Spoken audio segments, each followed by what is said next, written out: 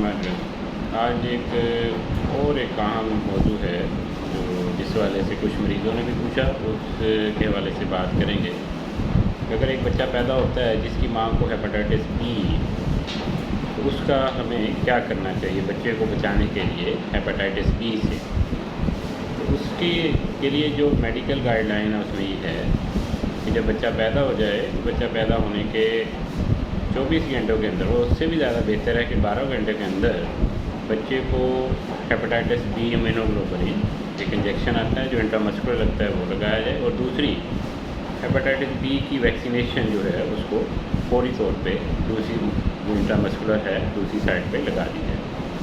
उसके बाद रूटीन की जो उसकी वैक्सीनेशन है उसी तरीके से जैसे हमारे EPI स्केड्यूल में शामिल है, जो गवर्नमेंट की तरफ से भी लगती हैं और प्राइवेटली भी लगा सकते हैं, जैसे 1.5 माह पे, फिर 2.5 माह पे, फिर 3.5 माह पे, तो उसको उसी तरीके से उस हेपेटाइटिस बी की डोज लगा देनी चाहिए।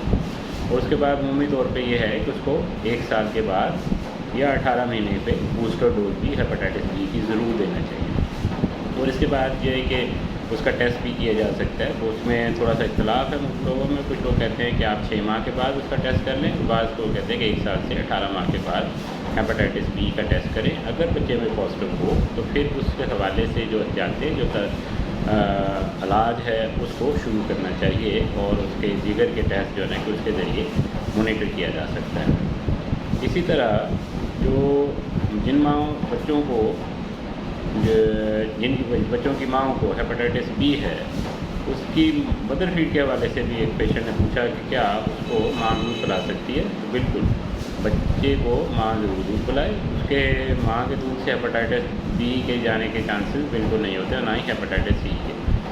तो इसलिए बिल्कुल किसी सूरत में भी माँ का दूध उसको बंद नहीं करना चाहिए। और हेपेटाइटिस बी के हवाले से जो गाइडलाइन आपको बताई गई है इम्यूनोग्लोबुलिन और वैक्सीनेशन, उस पर अमल करना चाहिए।